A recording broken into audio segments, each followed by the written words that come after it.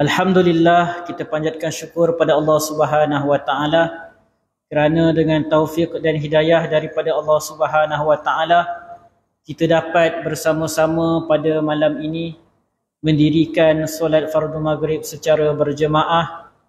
Kita dapat bersama-sama duduk dalam majlis ilmu ini untuk sama-sama kita mengambil faedah dan manfaat daripada hadis-hadis Nabi sallallahu alaihi wasallam, untuk kita mentadabbur ayat-ayat Al-Quran dan hadis-hadis Nabi sallallahu alaihi wasallam.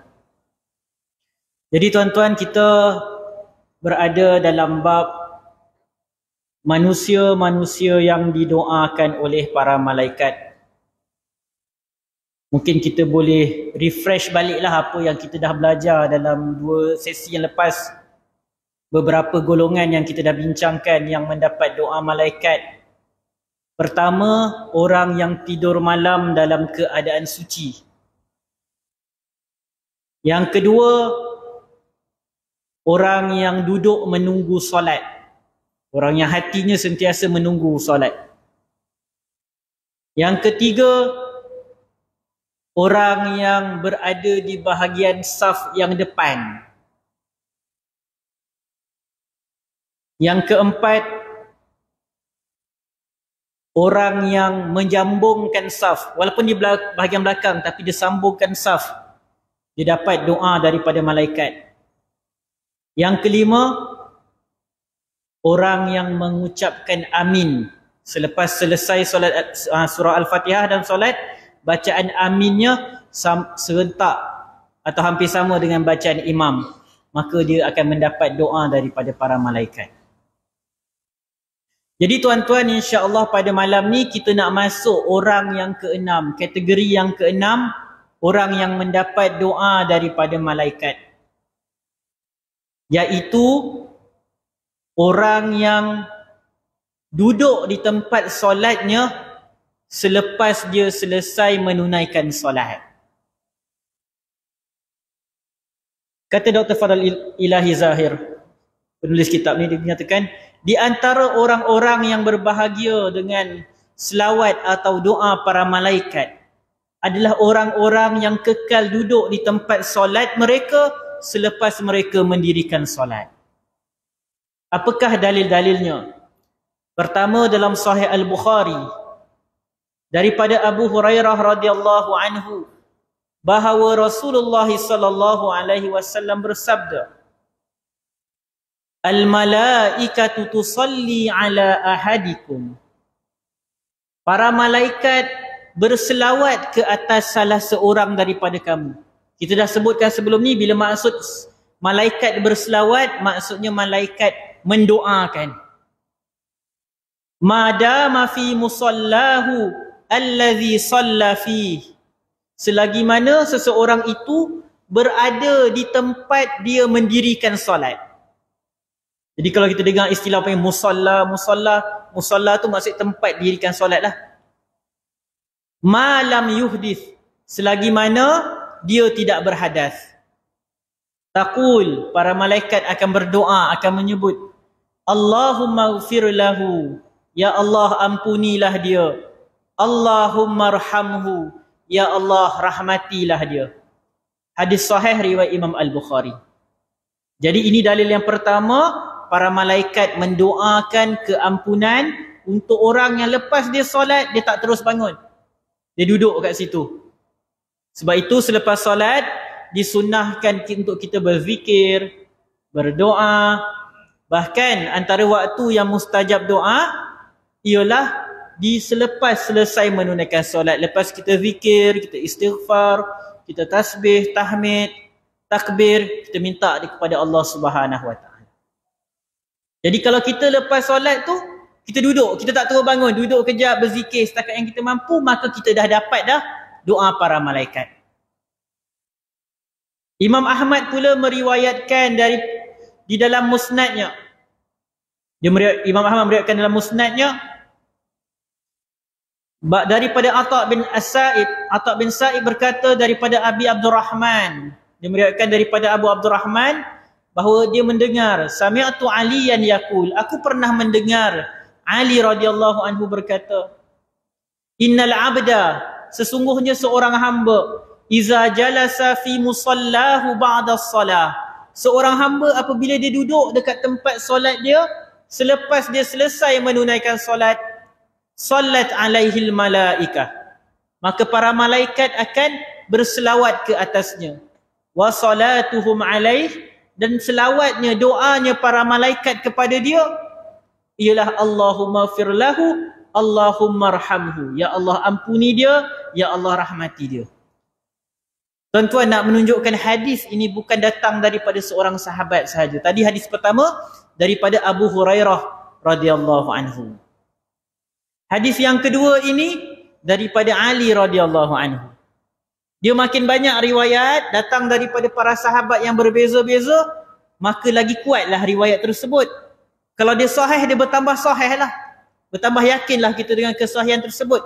Itulah faedah kenapa para ulama mengumpulkan riwayat-riwayat hadis. Walaupun tu hadis yang sama, isi kandungan dia sama. Tapi bila para sahabat ramai yang riwayatkan, menunjukkan lebih kuat hadis tersebut. Lebih yakin kita dengan hadis tersebut. Jadi malaikat mendoakan, ya Allah ampuni dia, ya Allah rahmati dia. Jadi ini untuk orang yang duduk. Walaupun dia duduk kejap. Mungkin ada orang dia sibuk kan, dia kerja, hari bekerja, waktu rehat dia solat, dia tak boleh nak lama-lama sangat.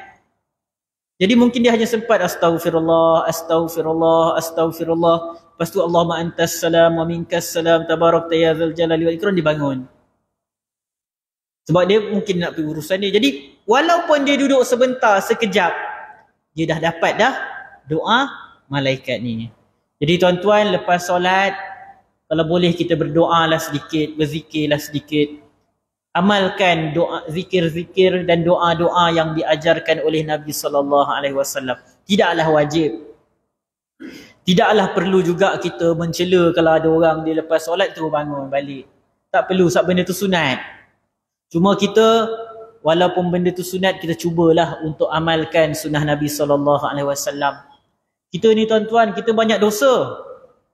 Kata Nabi SAW, kullu bani Adam khatta'un. Setiap anak Adam tu berdosa, buat salah. Jadi kita semua tak terlepas daripada dosa. Kita kadang-kadang tak ingat, punyalah banyak dosa kita buat tuan-tuan, sampai kita tak ingat apa yang pernah kita lakukan.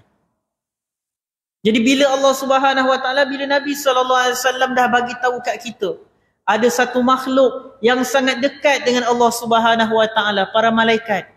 Makhluk yang tak pernah bermaksiat kepada Allah Subhanahu Wa Taala. Dia nak doakan kita dengan syarat kita buat benda mudah aja. Duduk lepas solat tu kejap. Takkan kita nak lepaskan peluang ni. Tak payah nak minta, wahai malaikat doakan aku. Tak perlu buat. Nabi SAW tak pernah ajar macam tu. Walaupun Nabi SAW bagi tahu kita malaikat akan doakan kita, tak payah kita nak minta, malaikat tolong doakan aku. Tak payah.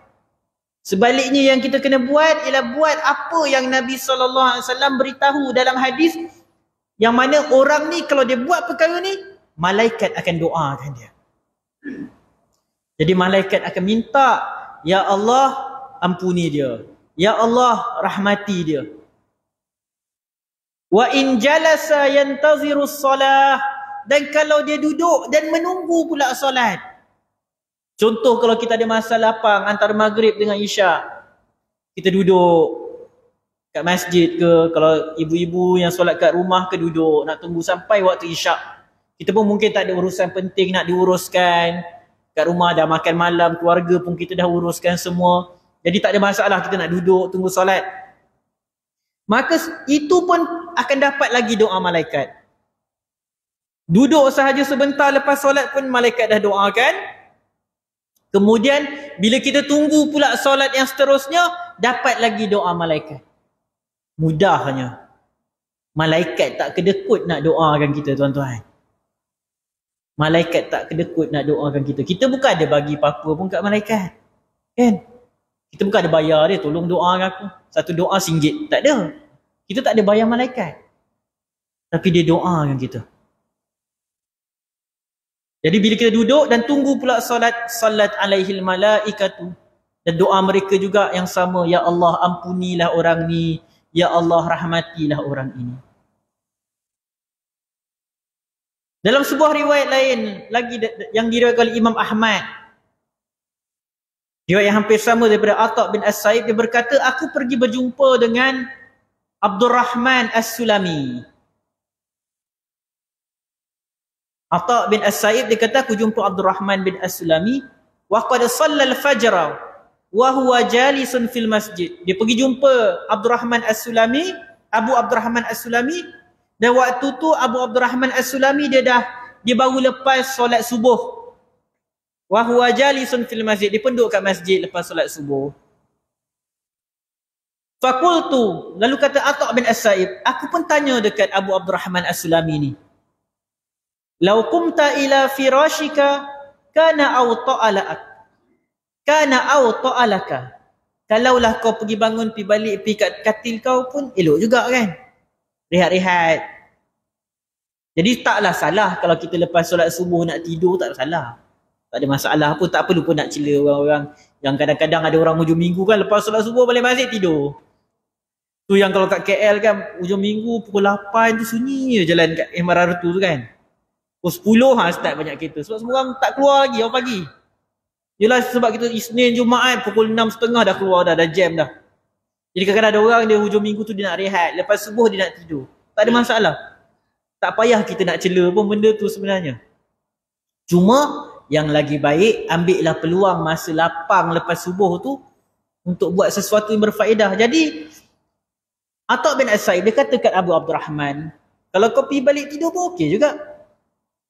Lalu Abu Abdurrahman As-Sulami menjawab, sami'tu Aliyan yaqul, aku pernah dengar Ali radhiyallahu anhu berkata, sami'tu Rasulullah sallallahu alaihi wasallam yaqul, Ali berkata, aku pernah dengar Nabi SAW cakap, man sallal fajra, sesiapa yang solat subuh, summa jalasa fi musallahu sallat alaihi malaikah, sesiapa yang solat subuh kemudian dia duduk dekat tempat solat dia. Nah, penting tuan-tuan tengok teks hadis ni. Nabi SAW tak kata dia duduk kat masjid. Nabi SAW sebut musalla. Musalla ni umum, tempat solat. Sebab nanti mungkin ada orang tertanya-tanya, fadilat-fadilat yang kita sebutkan ni, duduk lepas solat kat musalla ni khas untuk kat masjid je ke? Ataupun kalau orang solat kat rumah dia akan dapat fadilat ni? Jadi ada perbincangan ulama kat sini. Jadi ingat teks hadis yang saya sebut ni, summa jalasa fi musallahu, kemudian dia duduk di musalla, tempat solat. Salat alaihi malaikah, maka para malaikat akan berselawat ke atas dia, mendoakan dia. Wa salatuhum alaih, dan doa mereka dan selawat malaikat ke atas orang ini ialah, ya Allah ampuni dia, ya Allah rahmati dia. Yang samalah. Cuma apa beza riwayat yang ketiga kita bacakan ni dengan dua riwayat yang pertama tadi? Dua riwayat pertama tadi disebut secara umum. Maksudnya tak kira lah solat fardu apa ke, subuh ke, zuhur ke, asar ke, maghrib ke, isyak ke, akan dapat ganjaran ni. Tapi dalam riwayat yang ketiga ni, Ali radhiyallahu anhu meriwayatkan Nabi SAW sebut, sesiapa yang solat subuh kemudian dia duduk kat tempat solat dia, maka malaikat akan doakan dia. Apa doa malaikat? Ya Allah ampuni dia, ya Allah rahmati dia. Kemudian kata Nabi SAW, wa may yantazirus solah, siapa yang tunggu solat pun malaikat akan doakan dia, ya Allah ampuni dia dan ya Allah rahmati dia. Jadi mungkin timbul persoalan, jadi sebenarnya fadilat ini khas untuk solat subuh sahaja ke, atau dia umum untuk semua solat fardu? Syekh Ahmad Abdul Rahman Al-Banna memberikan bab pada hadis ni ketika dia susun Ustaz Ahmad. Dia letakkan babu fadli julusil musalli fi musallahu ba'da salah. Bab keutamaan duduknya orang yang telah mendirikan solat di tempat dia solat tadi. Jadi maksudnya hadis ni umum. Umum daripada sudut tak kisah solat fardu yang mana satu pun. Solat subuh ke, solat zuhur ke, maka bila lepas solat fardu dia duduk, maka dia dapat ganjaran tersebut. Kata beliau lagi berkaitan dengan hadis ini. Hadis ini menunjukkan bahawa orang yang telah mendirikan solat digalakkan untuk duduk di tempat solatnya untuk menunggu solat yang berikutnya. Akan tetapi hal ini jika dia tak sibuklah dengan urusan duniawi ataupun tak ada keutamaan perkara-perkara yang lebih utama untuk dia lakukan. Jangan pula tuan-tuan kalau hari bekerja kita buat macam ni. Tak boleh. Waktu kerja kita ada amanah lain. Kalau kita ada urusan keluarga nak kena uruskan, kena faham kita dalam beramal ni, kita kena tahu aulawiyat, prioriti, keutamaan. Dan Allah Subhanahu Wa Taala buka pintu kebaikan ni pelbagai. Ada orang tuan-tuan mungkin Allah bagi dia masa lapang, lepas subuh dia boleh duduk kat masjid atau dia duduk lepas solat tu nak berzikir sampai waktu duha. Jadi itu pintu kebaikan yang Allah dah buka kat dia. Tapi ada orang lain pula mungkin dia bekerja, mungkin dia berniaga lepas subuh. Contoh kalau dia berniaga nasi lemak pagi-pagi, orang beli nasi lemak waktu pagi. Kalau dia buka lambat, siapa nak beli? Lepas subuh dia dah kena siap-siap lah berniaga. Jadi mungkin dia terlepas lah, tak dapatlah dia lepas subuh tu nak berzikir, nak iktikaf sampai masuk waktu duha. Tapi adalah pintu lain kebaikan yang Allah buka akan untuk dia. Jadi dalam kita beramal, kena tahu prioriti keutamaan kita. Jangan kita buat benda sunat sampai kita terabai kewajipan kita. Sebagai pekerja ke, sebagai pelajar ke, sebagai anak ke. Misalnya tuan-tuan, kalau kita seorang anak, kita balik kampung. Kita mungkin waktu duduk kat KL ke apa ni, kita hujung minggu je, lepas solat subuh free, kita pun ngaji sampailah siang waktu duha. Kita balik kampung sekali-sekala. Mak ayah kita dah tua kat kampung tu. Jadi waktu balik kampung tu yang paling utama lepas subuh tu kita duduk mengaji sampai waktu duha ataupun kita pergi dapur sediakan sarapan untuk mak ayah kita. Kita kena tahu prioriti ni. Kadang-kadang orang dia tak faham benda ni, nanti timbul fitnah kat agama. Nanti mak ayah tu, anak dah lah balik jarang-jarang. Tapi dia balik kampung pun mak ayah juga pagi-pagi yang nak kena sediakan sarapan untuk dia.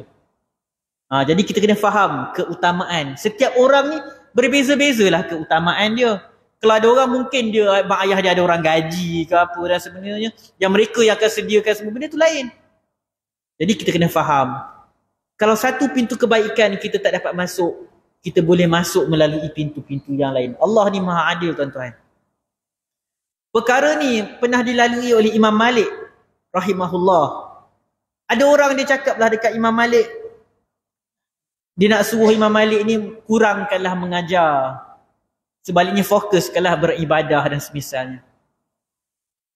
Jadi Imam Malik tak marah dengan kata-kata orang tu, tapi Imam Malik kata, lebih kurang begitu kata Imam Malik, dia kata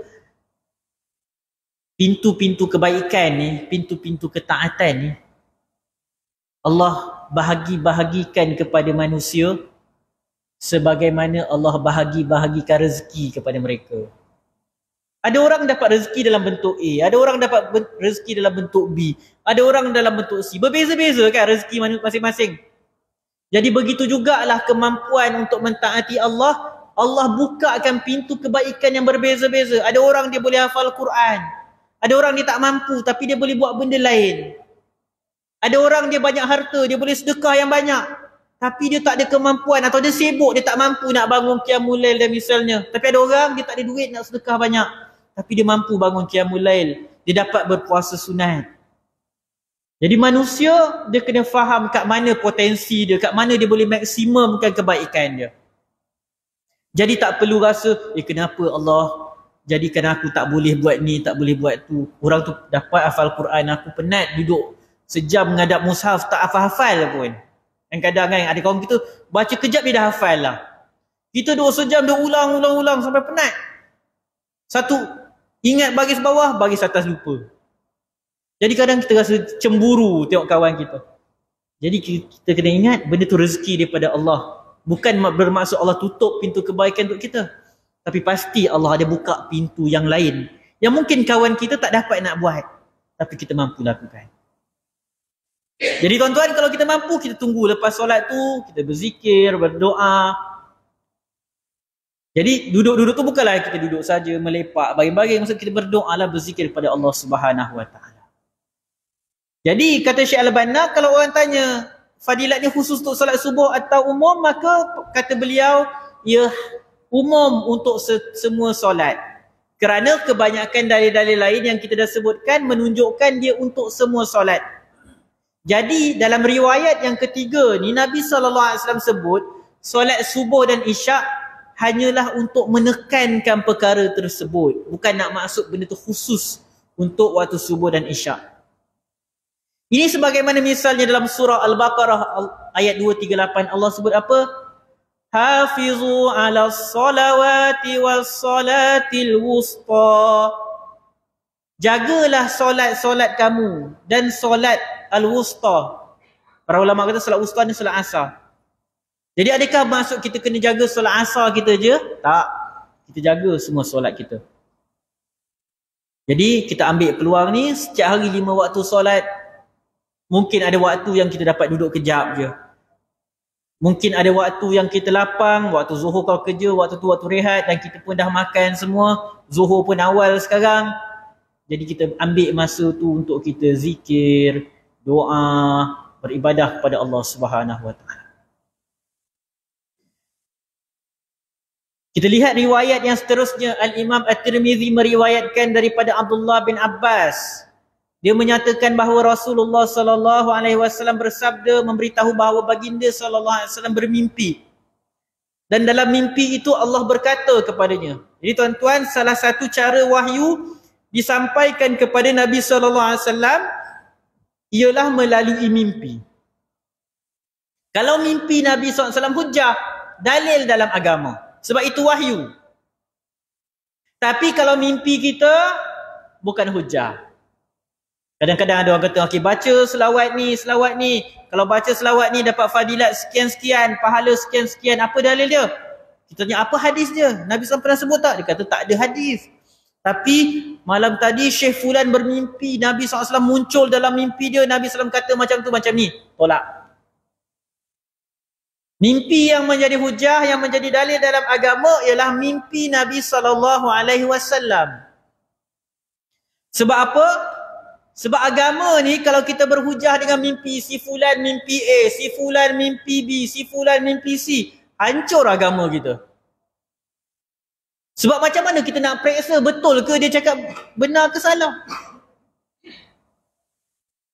Hadis Nabi SAW sampai kat kita disaring oleh para ulama hadis, diperiksa sahih ke tidak, dinilai periwayatan dia, perawi dia bersambung ke tidak sanad, lepas tu isi kandungan hadis ni bercanggah ke tidak dan semisalnya.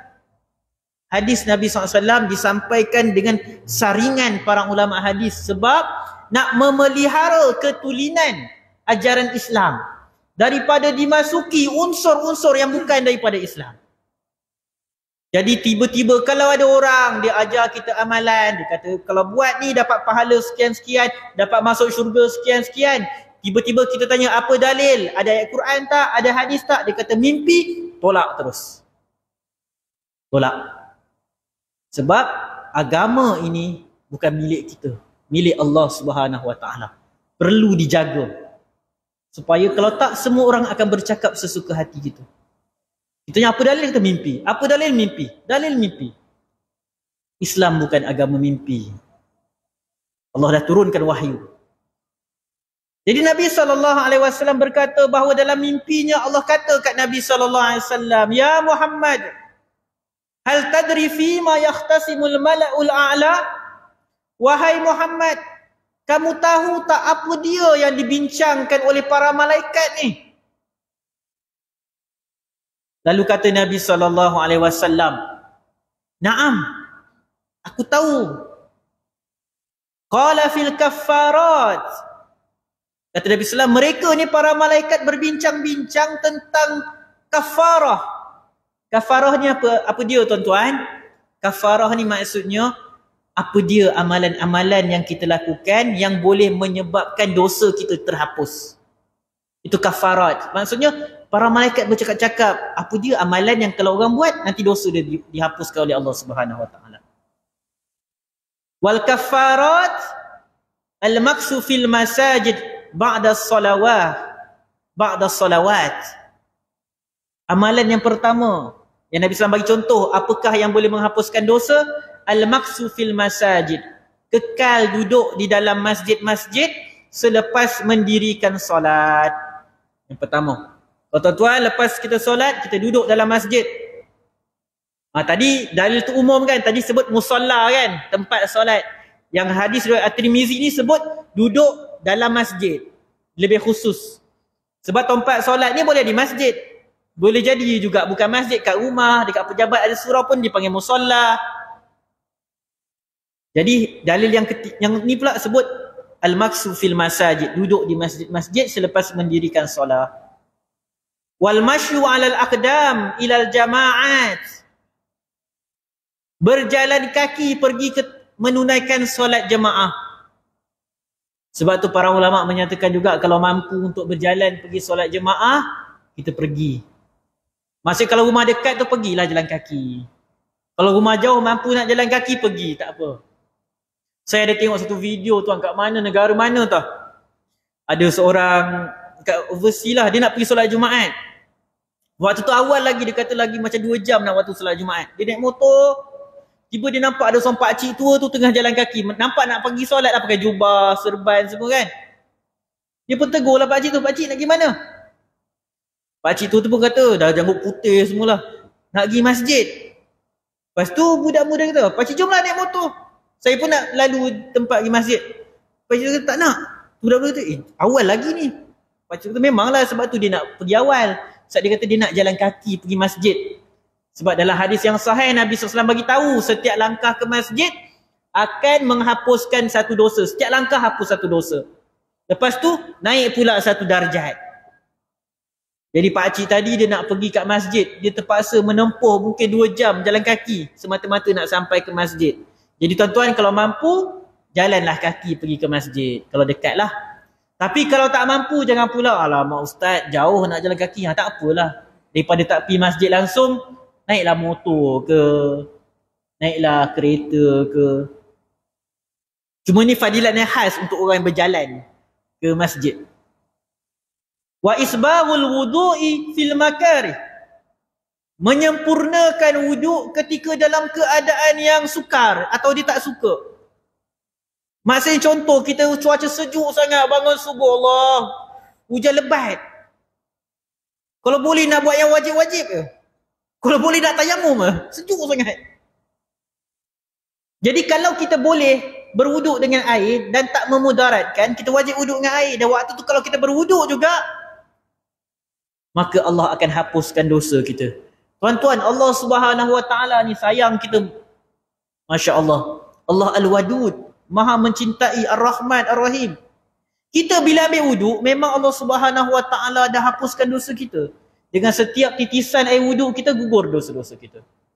Dan bila kita ambil wuduk pula dalam keadaan yang kita tak selesa, sejuk sangat ke, atau kita mungkin ada cedera, tapi cedera tu taklah memudaratkan kalau kena air.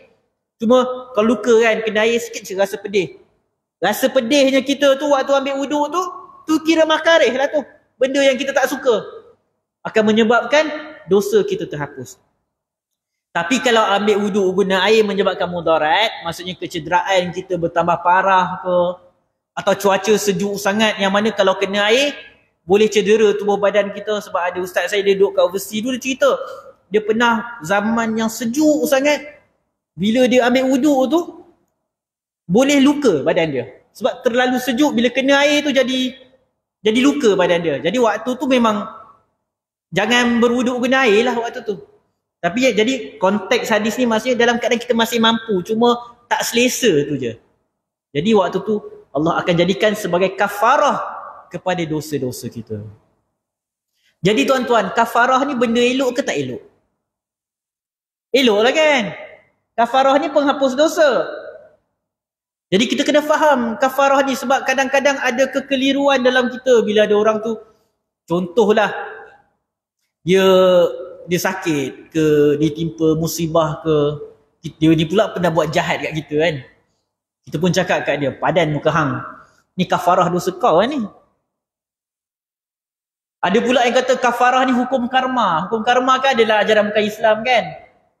Kalau siapa buat jahat nanti adalah balasan dia kat dunia tu. Saya kata kita dah menegatifkan kafarah tu. Sepatutnya bila orang tu ditimpa musibah, kita nak cakap pasal kafarah kat dia. Bukan dalam nada mengejek dia, padan muka kau di kafarah. Bukan. Sebaliknya kita bagi tahu dia dalam nada yang menggembirakan dia. Katakan dia tak apa, sabar. Ni sakit ni, musibah yang Allah bagi ni, kafarah, penghapus dosa kita. Maksud dalam nada memberitahu khabar gembira. Bukannya dalam nada mengejek. Sebab kita tak faham konsep kafarah ni. Kafarah ni bagi kita macam hukuman pula. Sebenarnya bukan. Kafarah tu penghapus dosa. Buat ni terhapus dosa. Buat ni terhapus dosa. Termasuk juga kalau kita kena timpa musibah, Allah akan gugurkan dosa-dosa kita. Jadi kafarah bukan hukum karma. Kalau ada orang dengar kata kafarah ni sama macam hukum karma, salah. Sebab kafarah bukan hukuman. Sebaliknya kafarah itu adalah kelebihan, penzahiran rahmat Allah yang sangat luas. Kita semua buat dosa, jadi Allah bagi peluang untuk kita gugurkan dosa-dosa kita. Allah ni tuan-tuan, dia maha pemaaf. Dan cara nak dapat kemaafan Allah ni sangat banyak. Cara untuk hapuskan dosa kita sangat banyak Allah bagi. Sebab tu kalau ada orang nanti, na'udzubillah min zalik, di hari kiamat dia dicampakkan ke dalam neraka, dia tak boleh nak salahkan orang lain. Dia kena salahkan diri dia sendiri. Sebab cuba bayangkan, ambil wuduk dapat pahala, gugur dosa. Solat dapat pahala, gugur dosa. Buat benda ni dapat pahala, gugur dosa. Jadi macam kalau kita terfikir, orang ni masuk neraka, hidup dia ni dulu macam mana ni sampai boleh masuk neraka? Sedangkan kalau dia buat benda-benda yang wajib sahaja pun, tak buat benda sunat, Allah dah hapuskan dosa-dosa dia. Jadi orang ni kalau dicampakkan ke dalam neraka, memang dengan keadilan Allah Subhanahu Wa Taala. Tak akan ada orang dalam neraka, orang yang tak layak masuk neraka. Yang masuk neraka tu memang orang yang pasti layak masuk neraka Allah Subhanahu Wa Taala. Jadi kafarah itu duduk kat masjid, berjalan kaki menuju solat berjemaah dan menyempurnakan wuduk dalam keadaan yang sangat dingin. Kemudian kata Nabi SAW, bukan setakat dihapuskan dosa, bukan setakat kafarah. Kata Nabi SAW, wa man fa'ala dhalik asha bi khairin wa mata bi khairin. Siapa yang buat semua ni, dia akan hidup dalam keadaan baik dan mati dalam keadaan baik. Tuan-tuan, kita semua nak mati tak dalam keadaan elok? Kita nak husnul khatimah kan tuan-tuan? Kita kalau nak dapatkan pengakhiran yang baik, hiduplah dalam keadaan yang baik. Biasakan diri kita cakap benda-benda yang elok. Bukan apa tuan-tuan, kita takut kalau waktu hidup kita ni, habit kita cakap benda tak elok, mengumpat orang, maki orang, mencarut, cakap benda-benda lucah. Kita takut kita dimatikan dalam keadaan macam tu. Na'udzubillah min zalik. Jadi kata Nabi SAW, wa man fa'ala zalik, siapa yang buat benda ni, dia akan hidup dalam keadaan elok, wa mata bi khair, dia mati pun dalam keadaan elok. Wa kana min khati'atihi kayaumi waladathu ummu, dan dia terhapus dosa-dosanya. Dia dengan dosa-dosa dia adalah seperti hari ibu dia melahirkan dia. Siapa yang buat benda-benda ni senang kan? Tunggu solat, pergi masjid, ambil wuduk. Nabi SAW kata siapa yang buat macam ni, nanti dia akan jadi macam orang yang baru lahir daripada perut ibu dia. Tak ada dosa. Anak yang baru lahir mana ada dosa? Begitulah Allah Subhanahu Wa Taala bagi peluang kita bersihkan diri kita. Jadi tuan-tuan, bila kita duduk lepas solat tu, kita dapat bukan setakat doa malaikat, bukan setakat malaikat doakan keampunan dan rahmat untuk kita, dosa kita pun Allah Subhanahu Wa Taala ampuni. Macam kita baru lahir daripada perut mak kita. Masya-Allah. Besar pahala tersebut. Besar ganjaran daripada Allah. Sedangkan yang kita buat ni sikit je. Sebab tu tuan-tuan, kita masuk syurga dengan rahmat Allah Subhanahu Wa Taala. bukan dengan amal kita. Apa maksud dia? Antara maksudnya ialah kalaulah nak dijadikan amal kita ni sebagai harga syurga tu misalnya. Contoh kalau kita nak masuk satu tempat muzium ke apa kan kena beli tiket kan. Tiket tu harga dia sekian-sekian. Kalaulah nak dikatakan kita hanya masuk syurga disebabkan amalan kita sahaja, nescaya kita tak masuk syurga tuan-tuan. Sebab amalan kita sikit je. Apa sangat duduk lepas solat? Apa sangat ambil wuduk? Jadi amalan tu bukan harga syurga tersebut. Kita masuk dengan rahmat Allah Subhanahu Wa Taala. InsyaAllah kita sambung lepas azan nanti.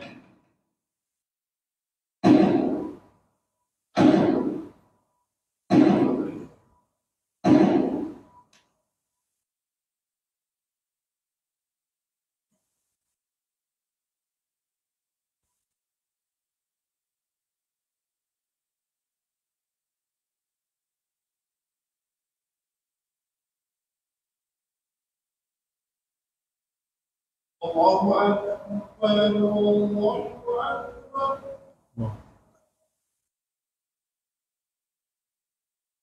Allah.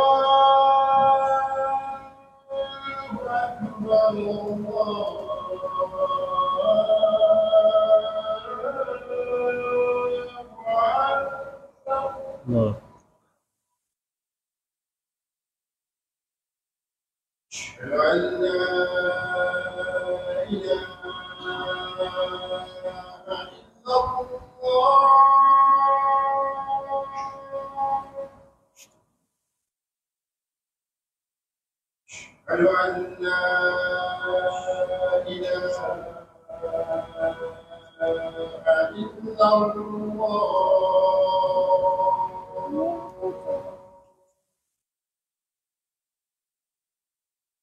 أشهد أن محمدا رسول الله.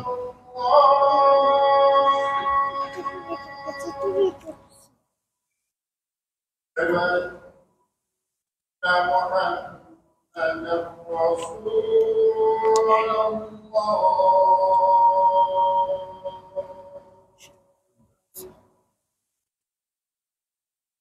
حي على الصلاة،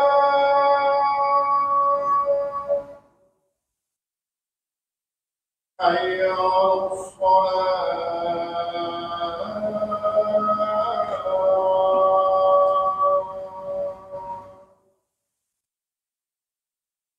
حي على الفلاح،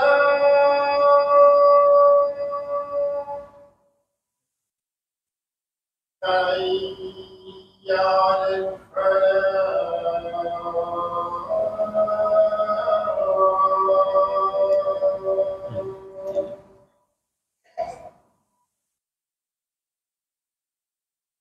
الله أكبر، الله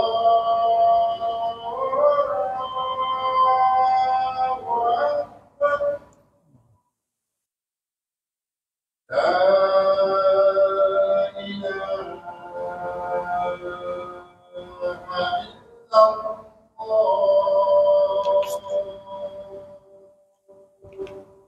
لا إله إلا الله. صل على محمد وعلى آله.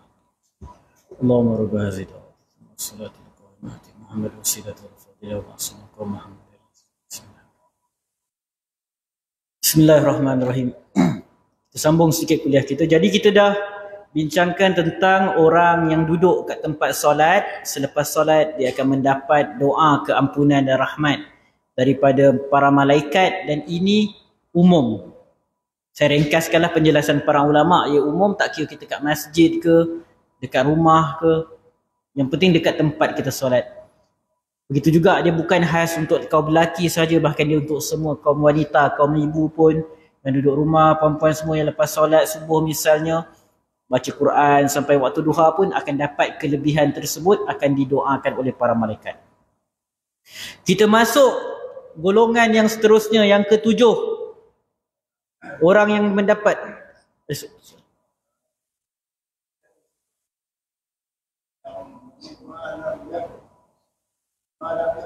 malam yuhdis.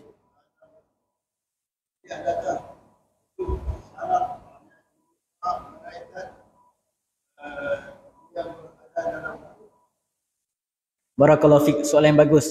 Adakah berwuduk tu syarat untuk dia dapat doa malaikat tu? Betul. Maksudnya dia kena duduk dalam keadaan suci. Dalam keadaan suci lah. Lepas solat tu, selagi mana dia dalam keadaan suci, dia duduk kat tempat solat dia berzikir dan semisalnya, maka dia akan mendapat doa keampunan dan rahmat dan doa rahmat daripada para malaikat. Di wallahualam, macam mana pula ustaz? Lepas bagi salam solat terbatal pula ustaz. Sikit perut kan? Jadi wallahualam, rahmat Allah luas, kita ambil wuduk dan duduk baliklah kat tempat solat kita. Semoga kita dapat jugalah. Tapi pada asalnya mesti dalam keadaan bersuci tersebut. Selagi mana kita tak berhadas. Jadi golongan yang ketujuh, orang-orang yang melaksanakan solat subuh dan solat asar secara berjemaah.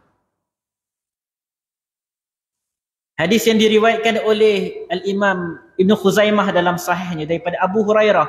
Nabi SAW bersabda, Inna lillahi malaikatan yata'aqabuna fikum. Allah memiliki para malaikat yang akan bergile-gile turun kepada kamu.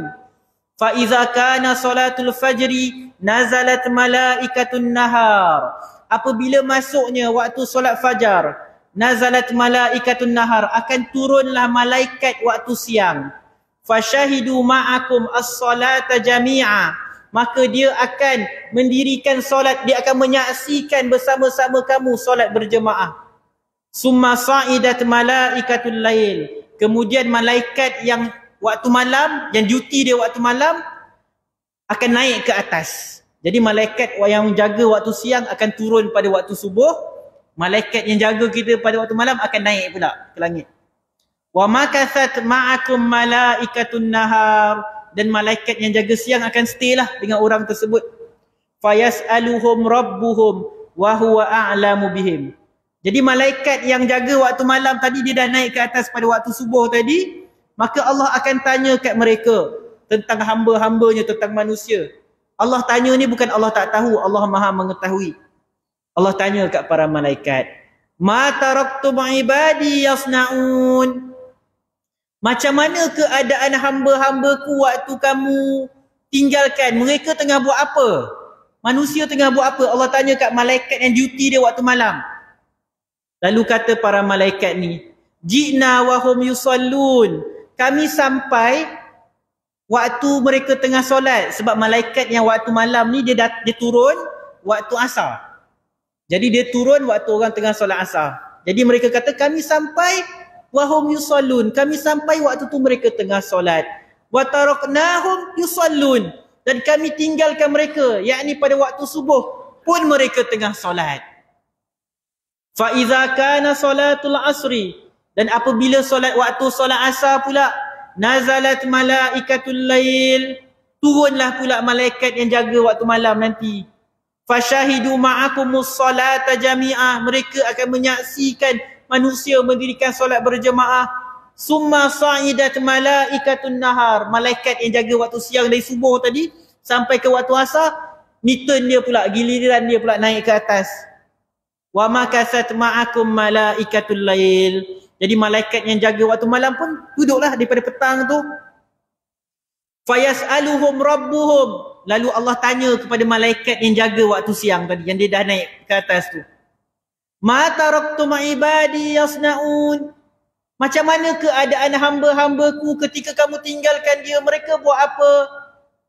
Lalu malaikat siang ni pun kata, Ji'na wa hum yusallun. Kami sampai ketika tu mereka tengah solat. Sebab malaikat siang turun waktu subuh. Mereka turun ke muka bumi. Mereka dapati orang ramai tengah solat. Wa taraknahum yusallun. Dan waktu kami tinggalkan mereka pun mereka tengah solat. Mereka tengah solat asar. Lalu malaikat kata, faghfir lahum yaumaddin. Ampunilah mereka pada hari kiamat nanti. Malaikat minta ke Allah Subhanahu wa taala, ampunilah orang-orang yang solat subuh dan solat asar secara berjemaah ni. Jadi para ulama hadis, misalnya Al-Imam Ibn Khuzaimah rahimahullah, Al-Imam Ibn Hibban diletakkan hadis ni dalam bab orang yang mendirikan solat asar dan subuh secara berjemaah. Kata Al-Imam Ibn Abdul Bar, Al-Azhar annahum yashhaduna ma'ahumus salata fil jamaah. Yang jelas, zahirnya bahawa para malaikat ni menyaksikan mereka mendirikan solat asar dan subuh secara berjemaah. Walaupun boleh jadi juga bersendirian. Tapi para ulama hadis faham hadis ni berkaitan orang yang solat subuh dan asar secara berjemaah. Jadi tuan-tuan, kalau kita solat subuh, asar berjemaah, kita dapat juga permohonan keampunan daripada para malaikat. Jadi insyaAllah pada bulan hadapan kita akan masuk bab seterusnya, iaitu orang-orang yang berselawat ke atas Nabi SAW akan mendapat doa daripada para malaikat. InsyaAllah kita akan baca hadis-hadis yang berkaitan. Subhanakallahumma wa bihamdik asyhadu an la ilaha illa anta astaghfiruka wa atubu ilaik. Assalamualaikum warahmatullahi wabarakatuh.